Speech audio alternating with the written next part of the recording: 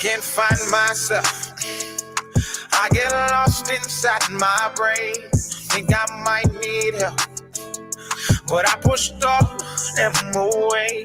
I took the cards they dealt, and there's nothing I can change. So when I'm by myself, I just pray for brighter days. Sometimes I sit and I reminisce about the good times. Wish I could get those back. I keep on running these races that go in my mind, and they go on these tracks. I'm not ready to erase all my memories. I fight depression and I let it get the best of me. Now there's nowhere to run, nowhere to go. Look around, there's liquor bottles all on the floor, filling up the space inside my heart and my home, drowning out these thoughts until they leave me alone. I can't find myself. I get lost inside my brain. Think I might need help, but I pushed all them away. I took the cards they dealt, and there's nothing I can change. So when I'm by myself, I just pray for brighter days. These thoughts are draining all my energy. I try to tell them the God, they said I'm going insane, and then they recommended therapy. And I go and talk to a man who's getting paid to explain. He started saying that the chemical imbalance is the reason that my brain ain't connecting to accomplishments associated with moving on in life and past the things that my heart cannot contain, so the happiness won't sustain. And he read me my options. He said, here goes a pill, only take 2 hit a meal, and they don't know how I feel. I can't find myself.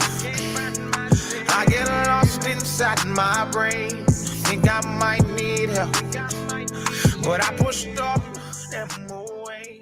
I took the cards they dealt, and there's nothing I can change. So when I'm by myself, I just pray for brighter days. Should I drown all these thoughts or should I leave them to float? I've got all of my flaws living inside of this boat. I've been anchored in pain, the weight is making me choke.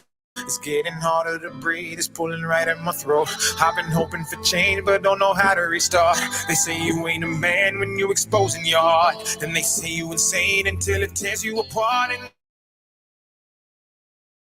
change when we accept who we are. Try to run from the shame and you won't never get far. Don't you bottle the pain and live your life in the dark. You're meant to break from those chains and shine as bright as a star. Don't you ever tell yourself that your depression is the reason you won't make it, or that happiness is not in your cards. Without God you can beat all the odds. Keep your faith and you'll never be lost, and say I can't find myself. I get lost inside my brain. Think I might need help, but I pushed off them away.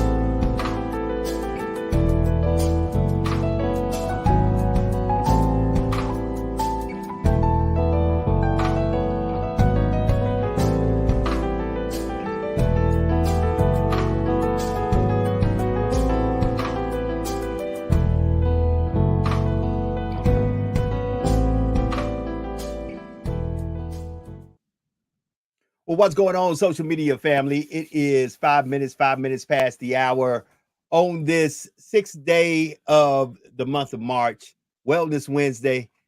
Brother Edward J. Brown in the building, Positive Choices Counseling Service. Yours truly, Joe Dupree from 100 BLK, the Black Station.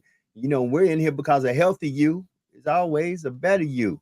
So, Brother Edward, how are you feeling, my brother? We both had a moment there that we weren't feeling the best. How you doing? Man, listen, I am better, 99%, but I couldn't say that last week. Last week I struggled, man. Really give you some clarity and some insight into that. Take care of yourself that we try to use. I mean, I was down count several, but I heard you barking and coughing this morning on Brother, Tuesday. I've been recovering, man. I had to take some of that Mowgli AT, as they say, that Mowgli AT. So I did my Mowgli AT, and brother, I am feeling much better. But and so glad that we're back doing this Wellness Wednesday. And I'm gonna tell you why. First of all, folk lost their mind yesterday when Instagram and IG went down. I'm telling you, when it went down, people lost their earthly minds. So that was a mental health crisis across the world. So, family, Kind of all I shows can you the say hook. is it is what it is. Shows you the hook and the connection that social media has on our society. It's like these days people get up, grab the phone, and first thing they check the morning, social media, before they even in the moment. Thank God for opening their eyes. Yeah. Social media was definitely on display yesterday, and it's important to our society. Yeah, I got wind of that when I was Yeah, talking, definitely. listening to you guys on the radio. I didn't even know. I didn't know it was. And when started talking, and, into, so it's good to see you, man. It's good to have you back, Hey, it's good. have It's you on good to the be show. seen. It's good to Did be you get seen. a chance? You Because come on. we're gonna Got- jump right into this. Wait a minute. Stop for a second, Okay. because Sister Shauna is trying to log in. So I'm gonna resend her the link, Okay. because I'm gonna do that.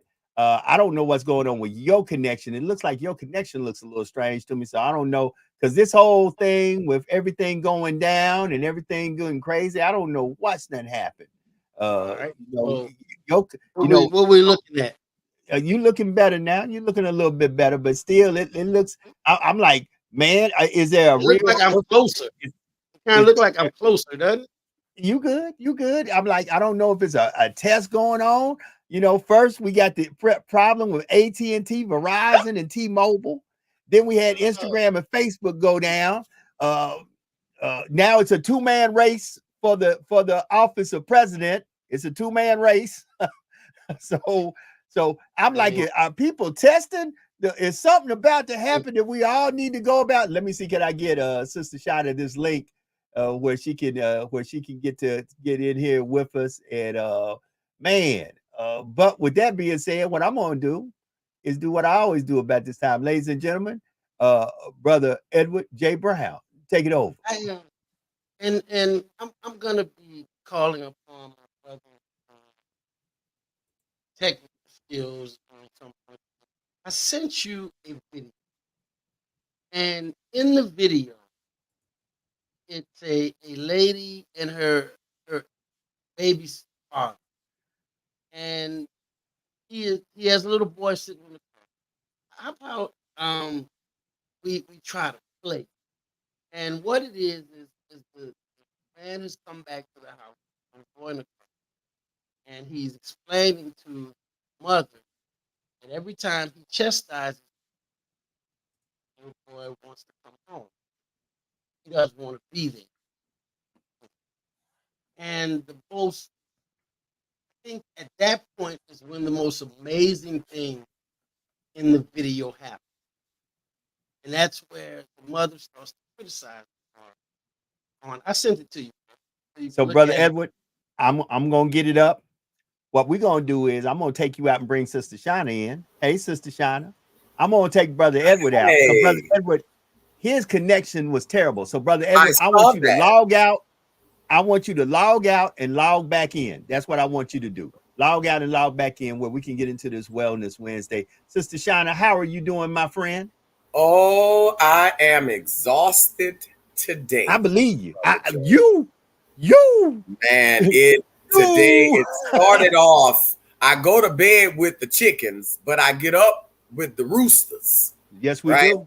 So my intent was to, arrive a little early to the event today and then log in with you guys. Child, it did not happen like that. It did not happen like that at all.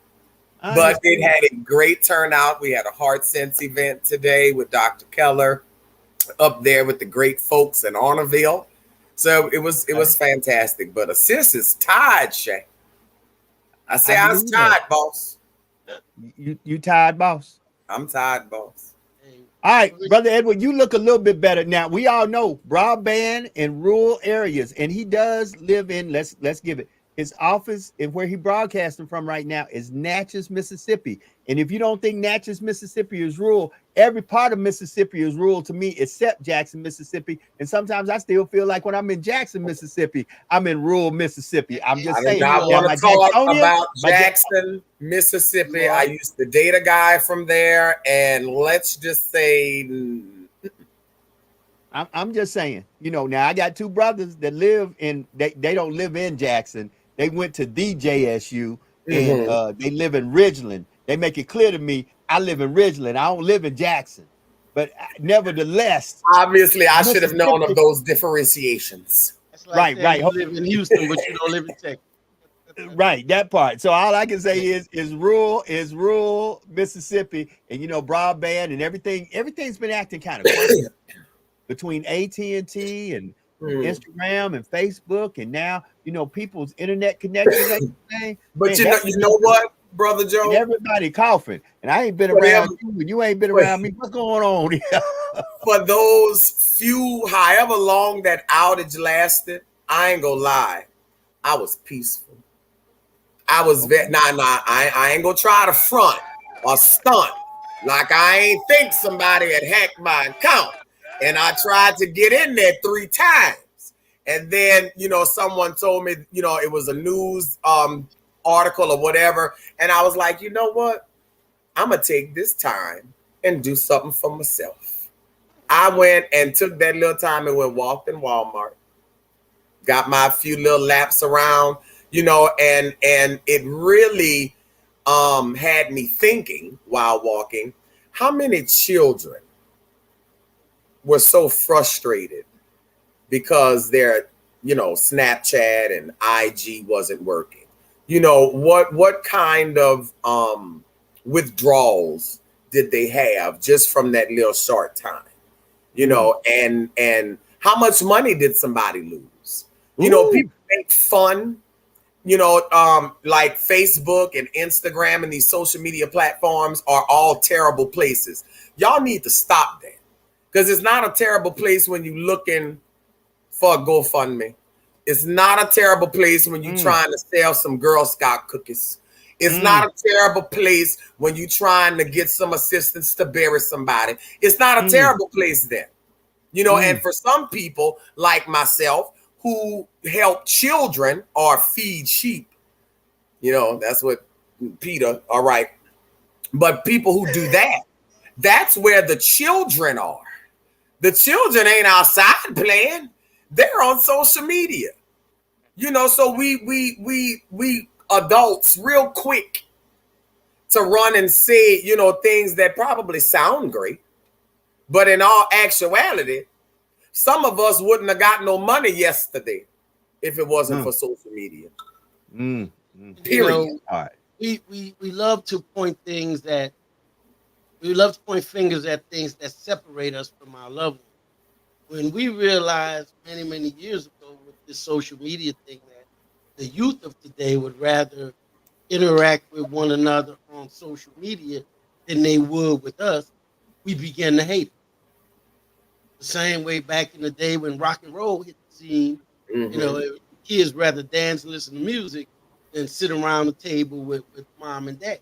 So Mhm. anytime something that separates us from the things that we love, we find something negative to say about it. Mhm. You know, one of the things that we have to pay attention to is why was the anxiety level of some people so high when they couldn't get on social media? Mhm. That is the $1,000,000 question. What is it about social media that you must have that is so instrumental, that is so major in your life, that without it, it brings about a sense of anxiety? Mhm. You know, because it's kind of like an addiction. When a substance abuser can't get their drug of choice, anxiety goes through the roof. You know, now you may have some of whatever it is you like right here. This all I got. And the anxiety starts to put your mind an hour ahead when this is gone. Children go to school and they do not have their phone, or they're not supposed to. And Because throughout I'm the about to day, say, sir. yeah, and throughout the day, they're contemplating what I'm going to do as soon as I get on social media, or Mhm. Facebook, or Instagram, or whatever it is. It has become such a major player that we as society needs to figure out why. What is the appeal of it? What makes it so grand that I'd rather be on Facebook than go pitch the ball in the yard with my dad? And those are the variables and those are the questions that haunt us because we don't like the answers to that. I'll give you something else to think about, Brother Edward. How about this one right here? How about this one? Sister What? Shauna, and Brother Edward, hold tight. Brother Edward, I got to know what you have done that is different because you look totally different tonight I didn't than move. you I have. didn't move anything. Okay, I don't know if you're on a different It's device. like grainy. Yeah, I mean you look totally different. So I'm gonna let Sister Shauna talk, and then me and you going to Sister Shauna, go ahead and talk about the kids. I'll be right back. Okay. As it relates to social media, we as adults need to start trying to engage with with the students or child or even our children.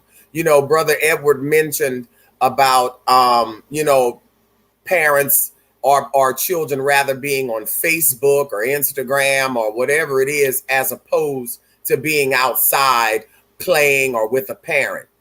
Some of them don't have no parents to play with. Some parents are at work at that time. I was one of those parents that had to work that 2 to 10 or that 3 to 11 shift. Okay, and my son is now 24 and a graduate of Southern University, and he told me if it wasn't for his game, his PS4, he probably would have gotten into a whole lot of trouble back in the day. So I know that we would like for our kids to have the childhood that we have or some parts of it, right? Because not all of it was fantastic. Maybe the playing outside part or the interaction part.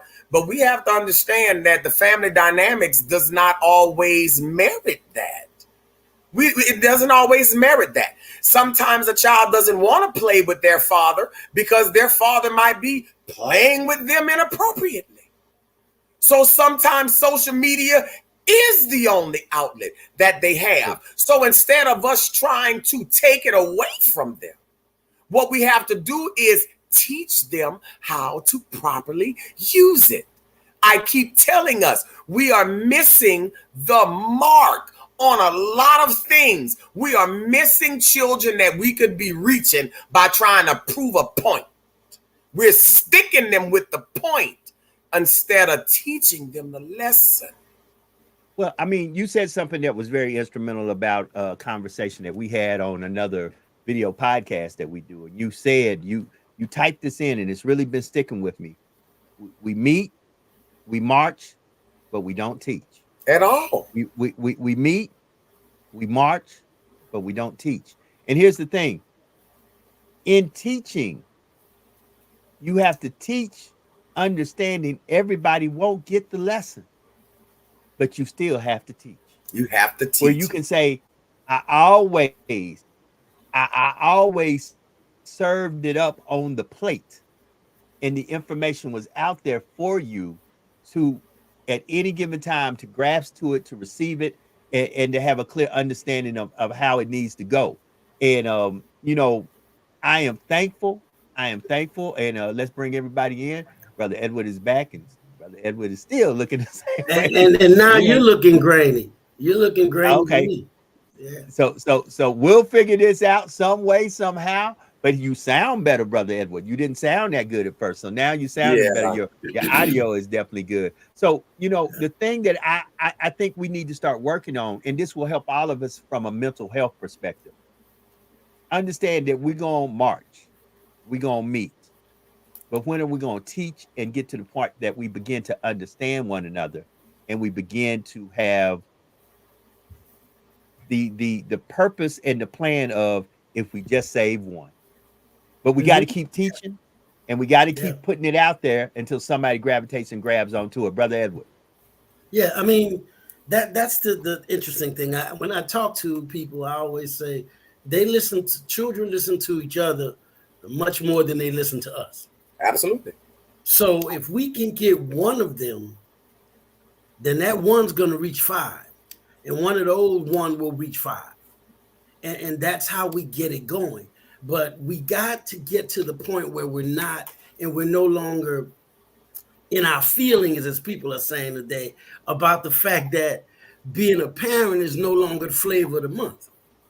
It's not cool to sit down and talk with your parents. It's better to sit there. We can't get in our feelings about that. Because it never was cool.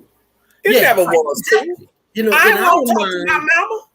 In our mind, we thought it was, but it wasn't. Yeah, it was. Yeah, I mean, now we think that way. Mm-hmm. But back then, talking to my mama, man, I was punished. Man, I don't talk to that lady. That lady don't know what in the hell she talking about. She ain't never done nothing. And she came from the heavens above and never did anything wrong. That's what every child thinks of their parent. And that's what I tell them all the time. Don't expect your child to listen to you. Please don't. But we have a tendency to get very self-righteous when we become parents, and we forget the things that we did, or we forget the way that we thought. Notice we said self-righteous, and we're not. We're still those same individuals. Mm-hmm. We're just older, and we have more life experiences now that can drive our self-righteous. Self-righteous and righteous ain't the same. But we have more life experiences to help with our decision-making process. And they don't have those same life experiences, and we hold that against them sometimes. Yeah.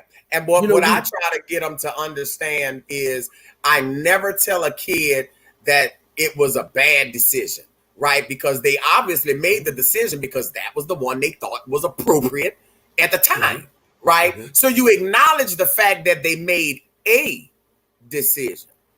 But what other decisions could you have made? Did you ever think that some of the decisions that you making won't allow you to be able to make another one?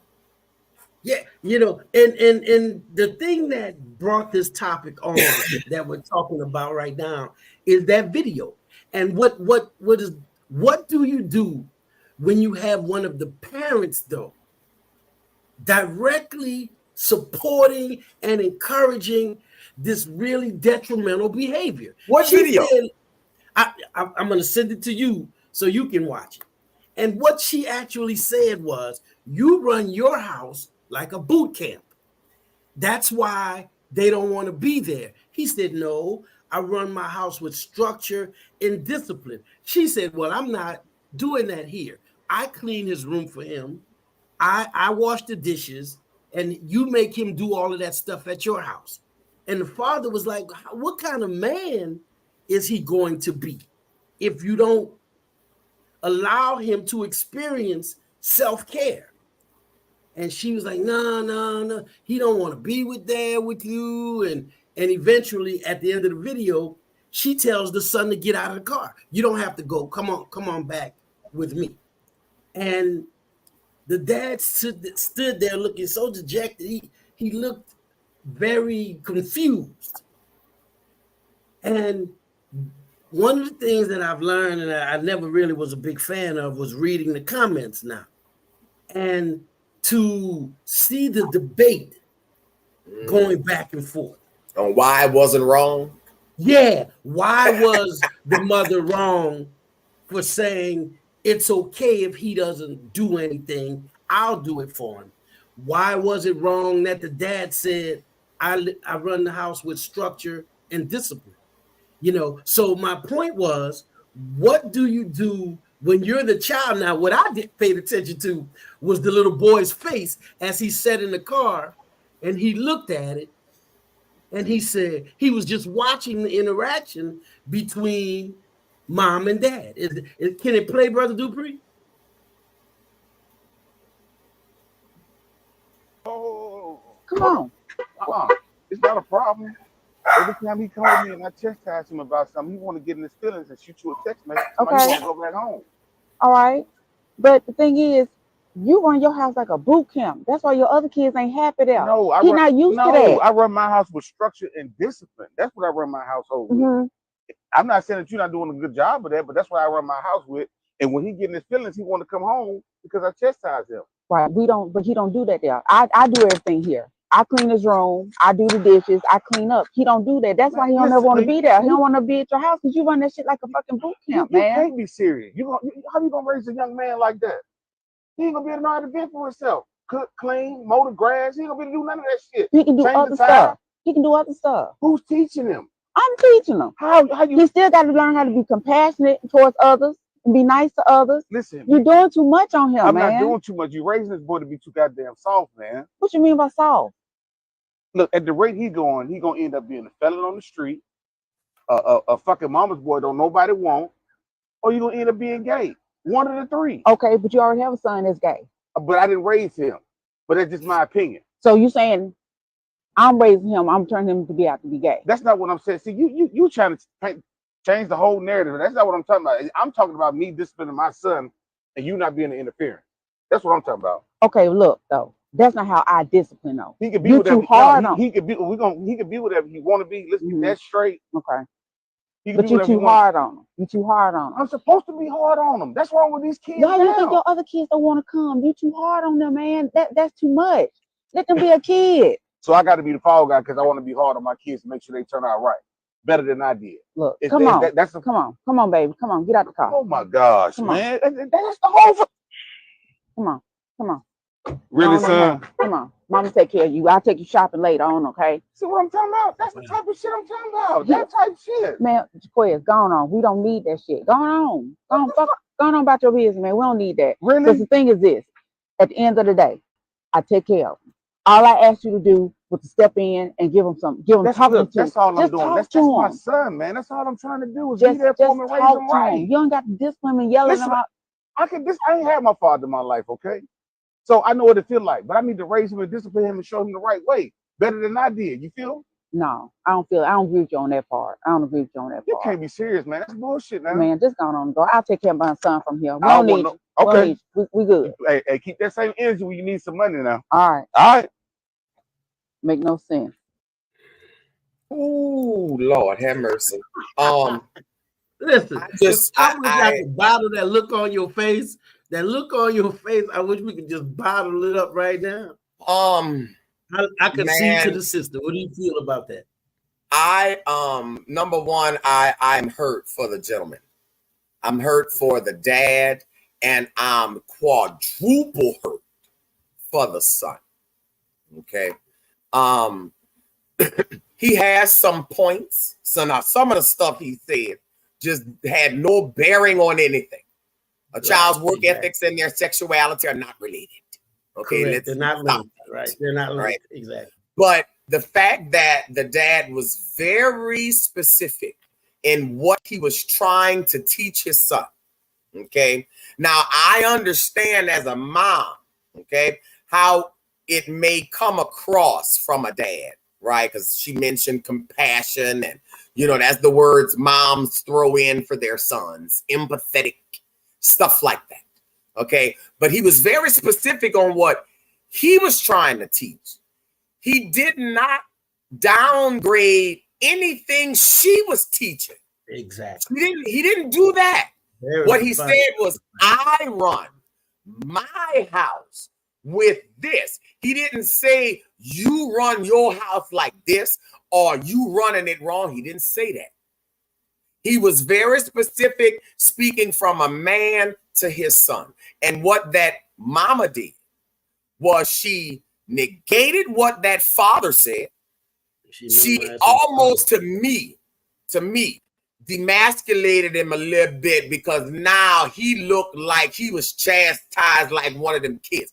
She should have said, hey, look, son, give me and your dad a minute.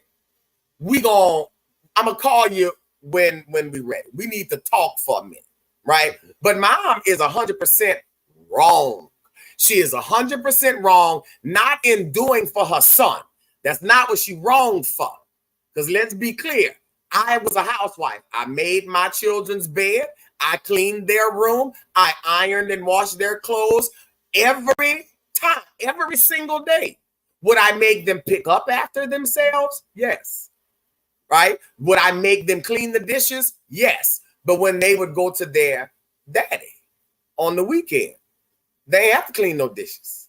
They didn't have to clean up. I'm going to take care of that. Don't worry about that. Them children don't do it right. I'm going to do it.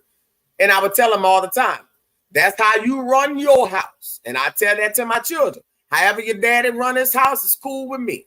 But when you come home over y'all, you have expectations and chores. My son is 24. When the girls clean them dishes and had a dish night and a meal night, you got one too, homie.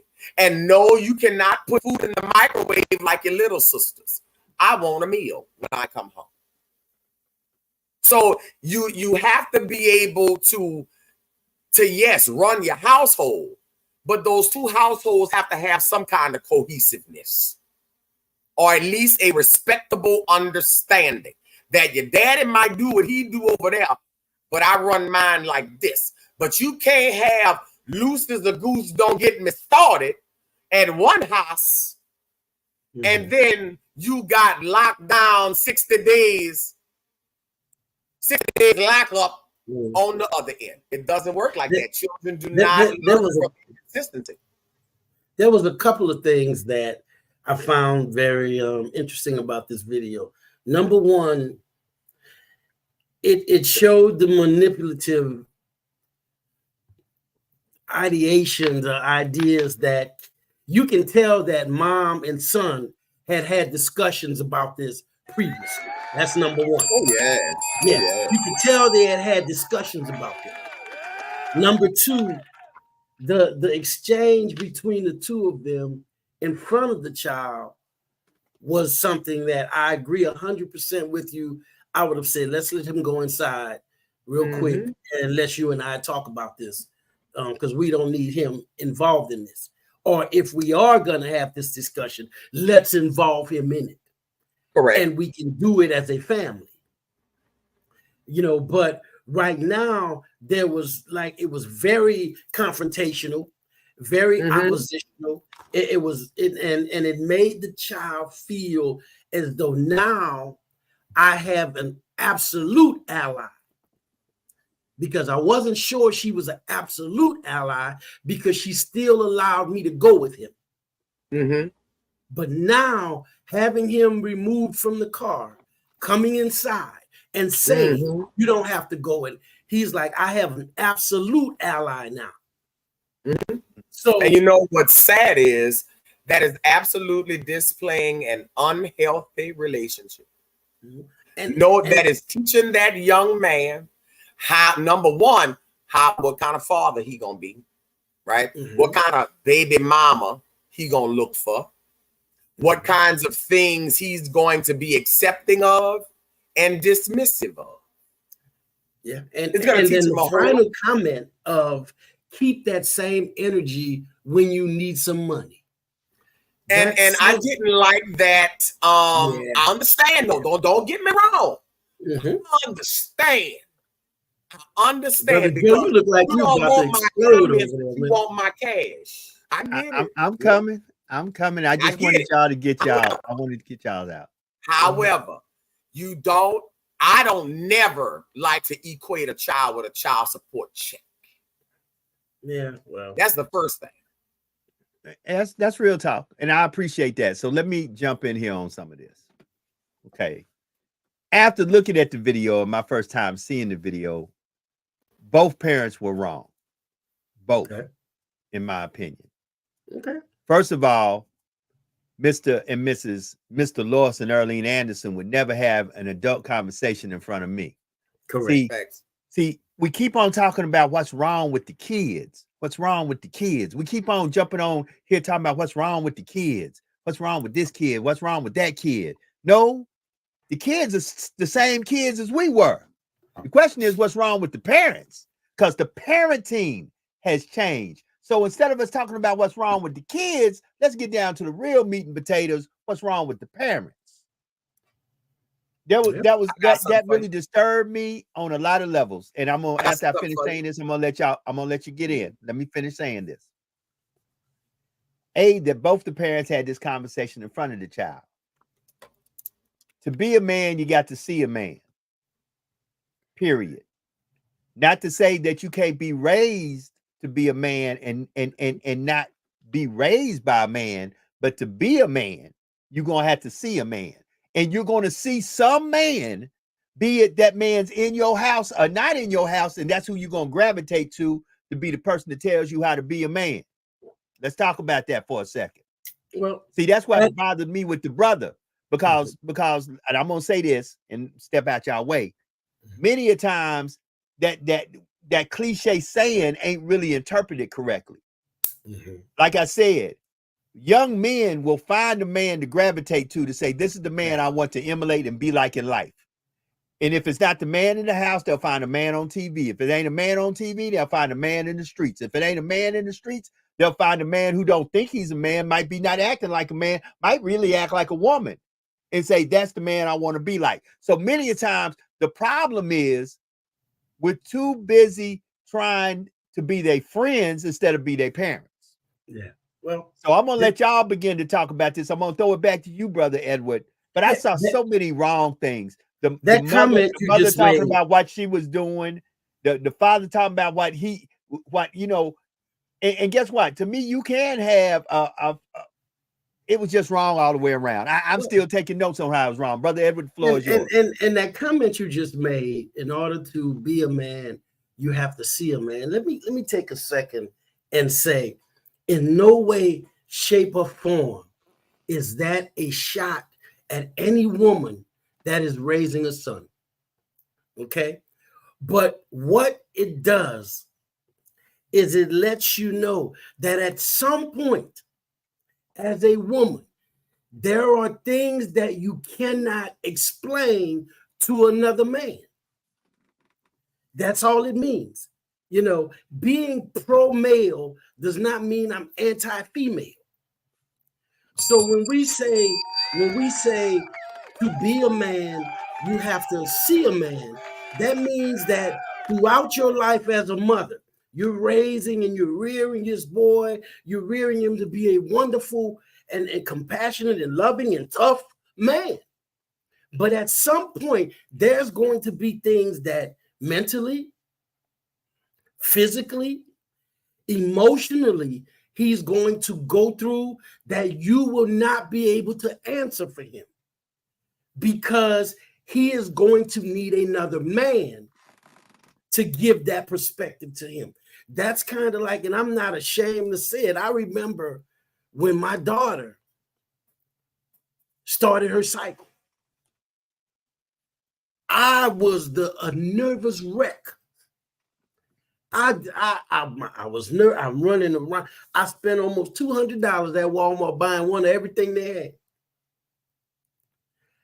I didn't have a clue.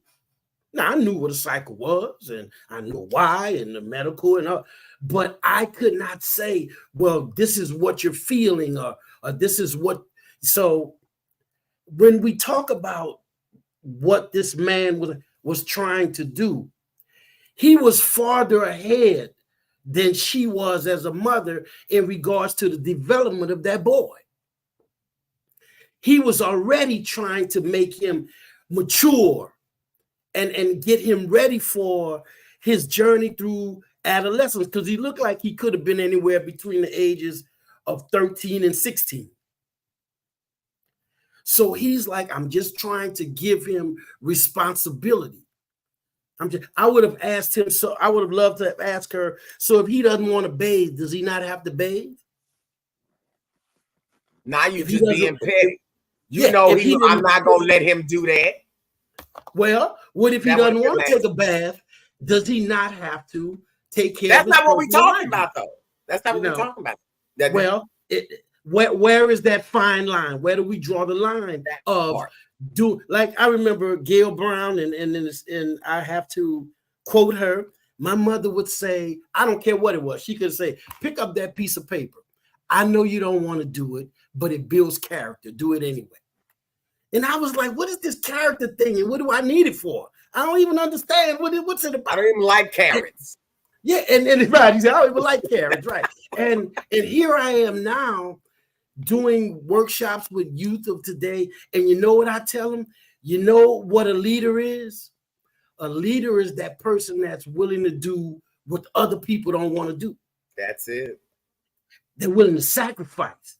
They're willing to go a little bit farther. And that but there's another part of a leader you don't want to do, you don't feel like doing, and you do it anyway. One of the biggest parts of leadership that they don't want is that accountability. That's what they also avoid. But Brother Joe, it's something I knew you was gonna end up saying it. Either you or Brother Edward was gonna say it. I knew it was coming, and you did. Brother Joe said, the problem is, part of it, he said, was children sitting in grown folks' conversation and adults trying to be their friends. Correct? That's real talk. That's old school. All right. All right, real talk. All right. So, then in the other breath, Brother Edwards said that they usually take the thoughts of their friends into top consideration. Oh, that's a discrepancy. That's a discrepancy. So, should children sit amongst grown folks' conversation? It depends on what the grown folks are talking about. I agree with that. My mama used to tell me the same thing. 100%. When I was with marriage number 2, and I didn't have financial responsibility, my whole purpose was to be a mother and wife, right? I would not have conversations about money with my children. What's not your business? You ain't got to worry about that. You can't help me. That was my thing. You can't help me with it. That's what my mom used to say. What I'm going to tell you for? You can't help me with it. But then I had my children, and then I had a divorce. And then what they were used to, I couldn't give it to them. So guess what I had to do to them children? I had to have an adult conversation with my children so they could begin at some point to understand ain't nothing free, nobody giving it. I work hard to get it. I got to work X amount of hours to pay for it. And if you break it, we're going to have some serious consequences. So should they always sit in adults' conversation? Nah, but that's the reason why they don't know, because we not teaching them. Okay, so hold on, Shauna. Here's, and you were very good, and I'll ring the bell for you on that. Here's what I was saying with that. Any conversation of conflict, children should not be involved, period. Especially if the subject matter, especially if the subject matter of the conflict is the child himself or herself. Because what you're teaching, as Brother Ed would say, is you're teaching them the power of manipulation. See, they then understand who on my side and who not on my side. You see, my response to this conversation, just my input, what you're saying right now, is that the parents decided which conversations the children sat in on and not the children. Right. You see, we were not given the authority to decide, well, yeah, I have something to say about what you're talking about. You know, if they wanted our input in the conversation, we were asked. But unfortunately, we have now developed the concept of, well, I want to be heard and I want to be heard right now, and I don't care who's talking. Because I've been in conversations with adults and children feel comfortable interjecting, and I had to say, well, no one was talking to you. And quick, baby, and quick. And you have to pay attention at that particular moment to the expression of the parent that's there. Because some of them will be like, well, he was just saying, and you have to say, yeah, but I wasn't talking to him. I was talking to you. So, you know, we are in a time now where, because what you notice in the video that we played earlier, the child said nothing. And the reason the child didn't say anything was because he didn't need to. He had already had this conversation with the mother. His mama. He knew where she was going because they had already had this conversation, and it appears on a number of different occasions. You know, so when we start to talk about the course that we're on and with rearing and with the relationships between, what it showed was how detrimental not having a cohesive mindset can be to rearing a child. Because I promise you, he went inside. Did you hear the part when she said, "Come on, baby, mama gonna take you shopping"? Right. And my immediate question was, well, what did he do to deserve a shopping spree? Yeah. Mama gonna take you shopping. Did he cut the grass? Did he wash the dishes? Did he cook the meal? Listen, and this is what's crazy. Here's what I really would love to do, to really prove a bigger point. I wish I could get a hold of that brother's grades and see how is he doing in school. That's what I really would love to do, because once again, many a times we create these monsters. Then we're sitting there when a young man like that winds up bullying somebody in school, and then when somebody in school winds up said, I done had enough of sick and tired of being sick and tired, and he's the first one, God forbid that ever he gets hurt or harmed to the point of death. He's the first one everybody's talking about. Well, little woo-woo didn't deserve that, but little woo-woo been terrorizing the whole neighborhood for the past year. I'm just saying. You mentioned that, you know, he would go and bully, but let me tell you what kind of bully he would more than likely be, because he was quiet during that conversation. So he's not going to be an outright bully. He's not going to be a physical bully. He's that kind of child grows into a sexual bully. Or one that is relationally aggressive. The mean boy. You know, they when you do stuff like that, not only are you teaching them how to bully, but you're also teaching them how to connive. See, like the old folks say. Right. It's my way or the highway. I get it my way at home. Yeah. I'm gonna get another woman to do it for me. That one. And you know, pitting one girlfriend against the other girlfriend. That's what she's creating. That's what she's creating. I was on the we were on the podcast with Jax. You remember Jax said one of her students wanted to have several baby mamas because he liked the drama, right? Wow. And the fact that they have that idea of what a mother is, and that's what it is. Oh Lord. So when we look at that video, who is doing the most damage to that young man? That's a profound question. I think the biggest. Hold it. I don't think there's a scale. Hold it. Damage is damage, and I don't think we can see. And that's another thing I think, Brother Edward, we make the terrible mistake of doing. Well, if I cut your finger off, it's not as bad as cutting your arm off. It depends on how damage is damage. What if I use my fingers more than I feel like using my arm? I'll fight with my arm. Watch this. I can agree to disagree on that. And I'm not the medical person here, Sister Shani is, but I can tell you from my military experience, I've seen people bleed out with a finger cut. where I've seen people with an arm removed and the tourniquet applied correctly not bleed out at all. So once again, it's all I'm saying is, to me, both were wrong, and I can't give a measurement of who was more wrong, one or the other. To me, both were wrong. First of all, I've been there. I personally experienced this situation where a child was with me. I said some things the child did not like, and the child said, "Well, I want to go back home to mama." Hey, that should not even be an option.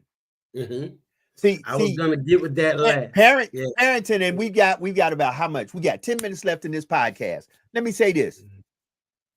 Parenting, when it's co-parenting, time flies when you're having fun, Sister Sharon.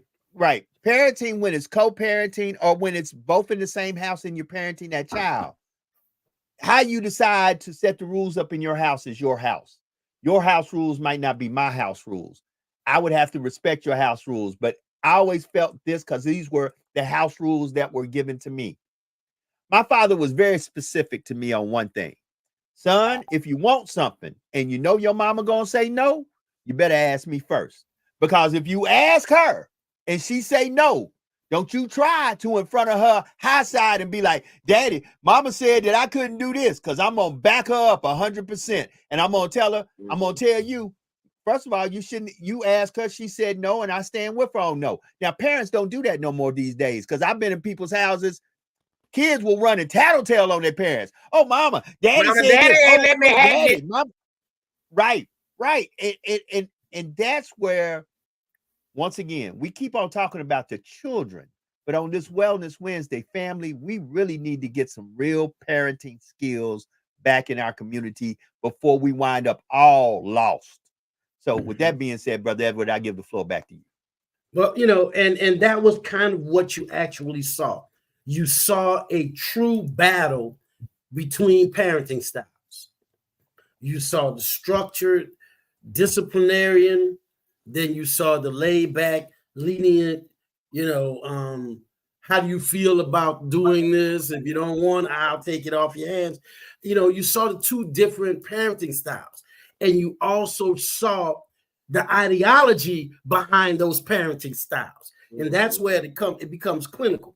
He specifically said, "I'm going to teach him, because of my parenting style, responsibility, how to be a good, strong man."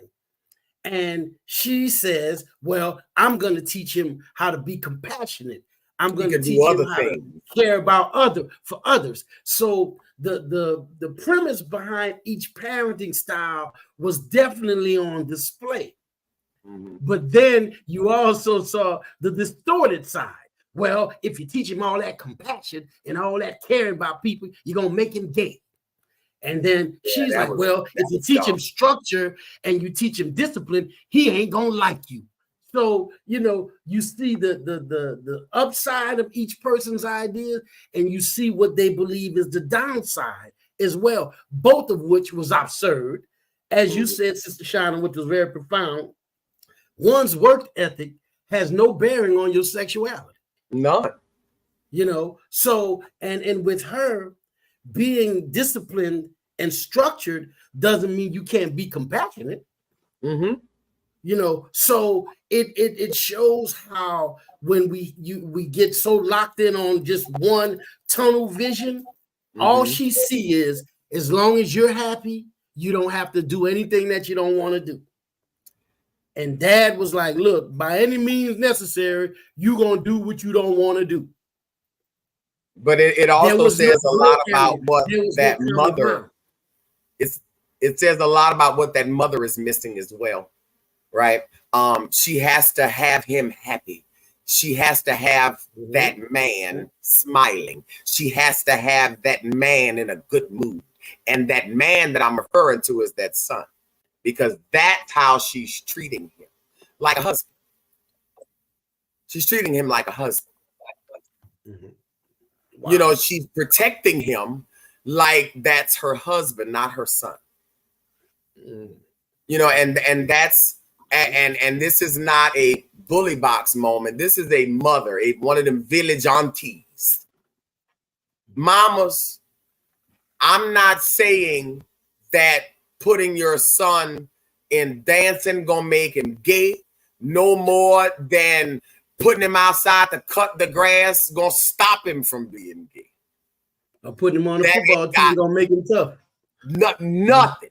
What Yeah. you do have to do, whether he be LGBTQ, ABC, and X, Y, and Z, he needs to be loyal. He needs to be respectful. He needs to have some work ethic. He needs to know that it don't come free. He needs to know that it don't always come from mama. And he definitely can't learn how to be no man from you. And I had to learn that. Yes, I raised my son, who is a man, by my womanly self. But I am not a man.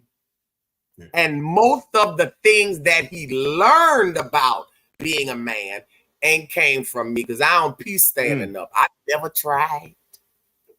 I didn't teach. I taught him how to be a man to the capacity of my womanhood.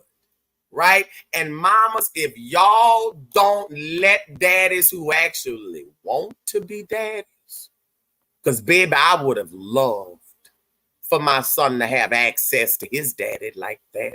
My son would have loved to have access with his father like that. If y'all got a dad and he trying to teach your son how to be the man, with all due respect given, shut up.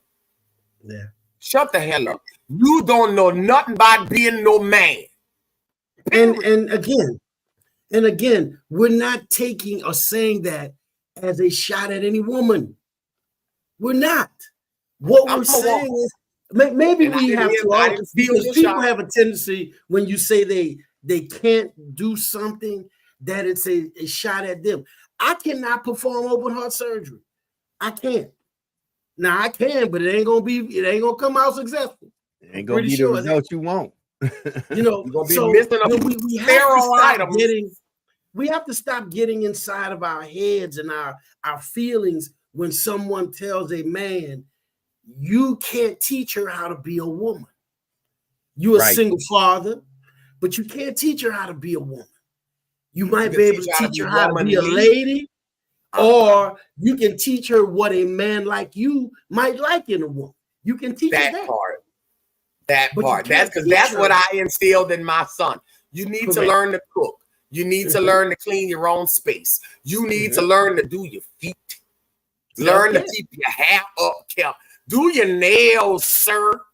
Those are the things that I like in a man, right? Yeah, my son can cook 7-course meals, baby. He can make roof from scratch and all that. He can make groceries too. And he can go work. And he can cut the grass. And he can change the diaper. And once again, as we get to the final, we're probably gonna go a little bit over. But here's the thing that really gets me with all of this. China said it best. We meet, we march, but we don't teach. And then here's the sad thing about it. We have a parenting problem right now going on across this country. That's why our kids are acting the way that they're acting, because they've always been kids. You can go back to kids in the 50s, 60s, 70s, 80s, 90s, 2000. They all were kids. But look at how the parenting style has changed. Exactly. I remember clearly, it was an anomaly when I was growing up. If you had a single parent home, you didn't have a lot of single parent homes. And when you did, those folks would sometimes look at it like, what's going on over there? And that wasn't right either, but it was an anomaly. Now, these days of time, it's an anomaly if you see a traditional household with a mom and a dad and a child. That makes you go, that looks very unusual. What's that? And see, we have failed so far from understanding. And today we were so blessed on this morning. We had Shakur Stevens, big time Olympic gold medalist, boxer, world champion. We had his mother on, mother of nine. God bless her. Jesus. Mother of 9, and made it crystal clear. She done had 9 children, ain't put none of them of her baby fathers on child support, and don't have 9 children from one father, multiple fathers. This sister's doing great in real estate. One of her son is a world champion, Olympic medalist. Other children are doing great. All her children have a great connection with her and their fathers. And she spoke, and I tell people, go back and watch that podcast, because it really touched my soul that she said, I made these babies in love. Just because we're not together don't mean that the love ain't there no more. It just means we had to go our separate ways. And she gave an example and a blueprint that I believe if it was used more often, we would stop doing so much slow singing and flower bringing and dealing with these babies at these funerals. Because I ain't big on doing the visual thing. Let me say something right quick, and then I'm gonna turn it over to y'all. These are gonna be my closing words for the night. I ain't big on the visual thing, because the truth about it is we need to be more proactive than reactive. And we should have did something that made it that these little children never got to the point that they were pow, pow, powing. And the only way they could resolve a conflict is I got to kill somebody. We should apparent did the parenting process better, because now we're dealing with, because we didn't take care of the symptoms and didn't confront it from the front. Now we got to deal with the illness that's here, and we got to do better. So those are my closing words. I'm going to give it to you and Shauna. Y'all do your thing and let me know how it flows and goes. I'm here in the background. Keep it flowing. Sister Shirley. Thank you. I know Brother Edward always closes it out, because I be looking for them final words of my own self. But I agree with Brother Joe. We march, we meet, we don't teach very much, and instead of having vigils, instead of being vigilant, we'd rather have vigils, and I'm saddened sometimes at the choice of parenting styles. And although I understand why some parents do struggle to parent, I get it. It's generational. It's difficult to try to be a parent and then try to go be an employee on an $8-9 an hour job with some bosses who don't treat you like a person. So it's very hard. It's very hard to separate work from home sometimes, especially if you might have a relationship life. Parent life be lifing, and I get it. But if we don't start as not only parents, but as a village of parents, if we see that a parent is struggling, reach out and ask them, well, how can I help you? I know at one point when I was raising my children, I got tired of hearing people telling me what I'm doing wrong. Ask me how you can help me. Maybe that's the only reason I'm doing it that way, because that's the only way I know how. Exactly. We are blaming our children for doing things that we have not prepared them to do otherwise. They don't know any other way. Why? Because some of us don't know any other way. So I am taking my own personal mission to anybody that's having trouble with their children. I don't care what age it is. I don't care what gender you identify with. I don't care where you're located. Call me and let's figure out how I and my team can help you reach your kid. No, I don't have all of them experience letters behind Mr. Brown, but I got 48 years. I have 48 years, and I have 27 years of nursing experience, and I can say with all assurity, there is no other bullying prevention expert. There is. I've lived it. I've gone through it, and I have devised literal plans for you to cope with. I was the child that tried to commit suicide. Hell, I was the adult that tried to commit suicide. So I understand how it is to get in your feelings. But if we know we gonna get in there, because if it's one thing for certain and two for sure, if we got feelings, we gonna get in them. We need to learn how to maneuver while in there. I don't want to get you out your feelings. I want you to identify them, identify the triggers, and then we're going to come up with some real solutions that end with life, not life-ending solutions. I like that. I like that. You know, so if anybody ever needs my help, I'll put my business card in the comments. I'm on the mission. We saving one at a time. That's right. You know, Sister Shauna, you always have very profound words, and you could easily be the closing remarks on any Wellness Wednesday podcast, because your thoughts and your words are amazing. One of the things that I want to talk about real briefly, and then we're gonna wrap up, is that we have to remember we are all products of our own parenting and or lack of parenting. And we have to be conscious of that. The individuals that we have children with did not grow up in the same household with us. Their parenting experience is different, yet we bring two whole individuals together to make a whole. And we wonder why it can be tough. We wonder why it can be problematic. What I want everyone to do as we look at that video, or we think about the struggles of blended families or coming together to rear children, is that we're all separate individuals trying to make our imprint on these little people. They are products of us.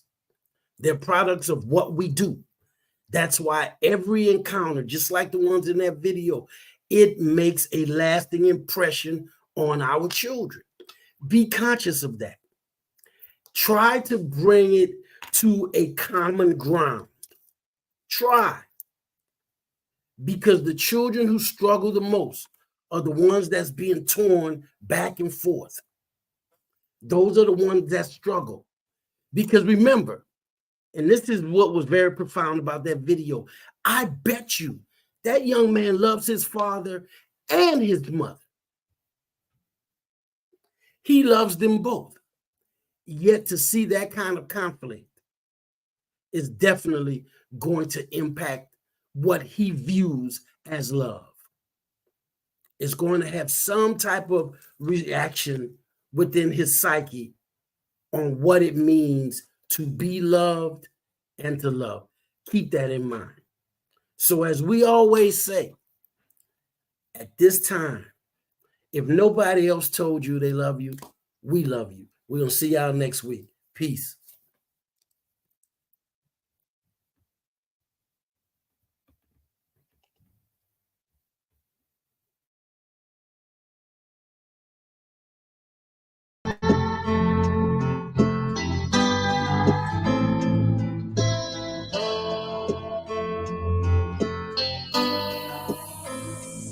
I can't find myself. I get lost inside my brain. Think I might need help, but I pushed all them away. I took the cards they dealt, and there's nothing I can change. So when I'm by myself, I just pray for brighter days. Sometimes I sit and I reminisce about the good times. Wish I could get those back. I keep on running these races that go in my mind, and they go on these tracks. I'm not ready to erase all my memories. I fight depression and I let it get the best of me. Now there's nowhere to run, nowhere to go. Look around, there's liquor bottles all on the floor, filling up the space inside my heart and my home. Drowning out these thoughts until they leave me alone. I can't find myself. I get lost inside my need help.